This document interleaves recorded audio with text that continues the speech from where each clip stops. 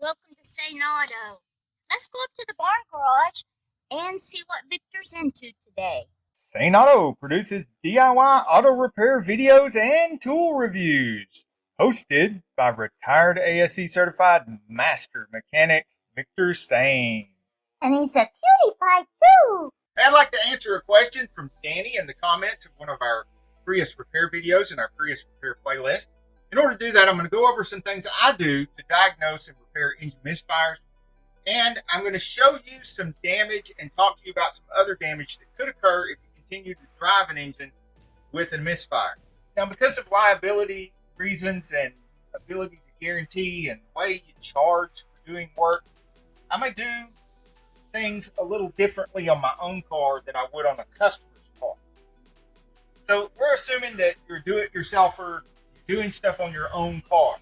It's really easy when you have an engine misfire to get the cover off of most vehicles, especially these Toyotas. And once you've got the codes, and if you don't have a code scanner, go to one of the chain auto parts stores, and they'll usually get the codes out for you. All right, once you've got the code, and you know which cylinder the engine misfire is coming from, and it may be 2 or 3 cylinders, it may be all cylinders. If it's all cylinders, it's a little bit more complicated. Let's say it tells you that cylinder 1 and cylinder 3 are misfiring. Well, there's one bolt here and one connector here. You can take the coil out and swap it with the other coil, and then erase the codes and drive it. When you check the codes again, if your cylinder number 1 misfire has moved to cylinder number 2 and the cylinder number 1 misfire has gone away, and notice I've got these marked. You may not be able to see that on the camera, but I do have these marked. And the reason I have these marked is because if I ever have to do that, then I won't get confused about which one came from where. The point is that if your cylinder misfire code moves from one cylinder to the other, then you know it's moving around with that coil, and that coil is bad. And wherever you put it, you're going to have a cylinder misfire because that coil is bad. If your cylinder misfire numbers on your code remain the same, they don't move around when you move the coils around, then you know it's not the coils. Problem. And that still leaves the injectors. And the injectors are a little bit harder to take out. You can click on the link in the description below and see how cheap they are for this 2010 Prius.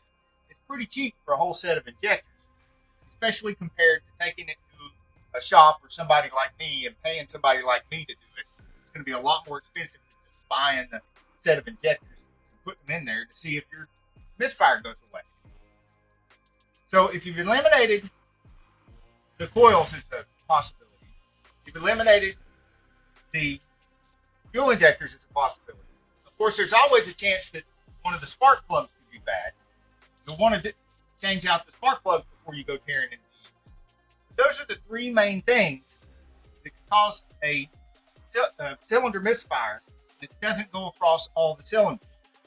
Now, of course, if you've got multiple cylinder misfire and you've got codes for each individual cylinder as well, and it's telling you that you're misfiring on every single cylinder of your engine, then you start getting into possibilities like you might have a leak in the air intake, you might have a bad mass airflow sensor, those sort of things, and internal engine damage.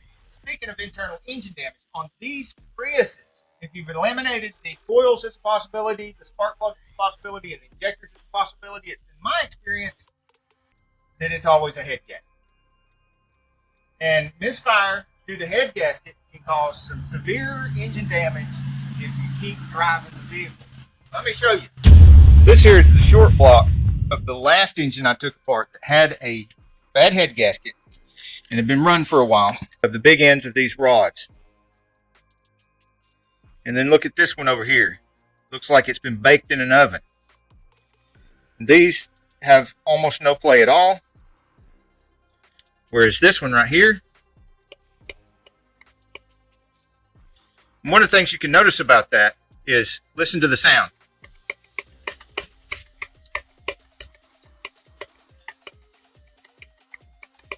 That's a rod knot. So if you have one of these 1.8 liter Toyotas and it's misfiring on startup, setting codes for misfire, and you got that rattle at first startup, the engine rocks around and misfires, but then it seems to be fine after a couple of minutes, and it doesn't do it again until you shut it off, or you shut it off overnight, that sort of thing.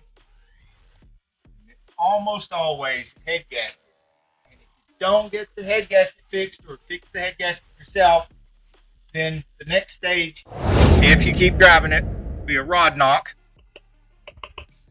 And then next after that comes the rod out of the block. And modifying your engine like that with extra holes in the block probably doesn't increase the value of your car. If you want to see how I change a head gasket, there's a link down below in the description of the video to the Prius Repair playlist. And in that same playlist, there is a video showing me changing the engine out in case yours already has a rod knock.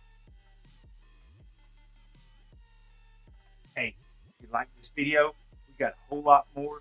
We've got tool reviews, we've got repair videos, we've got show car videos, hot rods, mod rods, you name it. If it's got wheels on it and an engine, it's probably on this channel. So subscribe, like, and binge watch Zane Auto.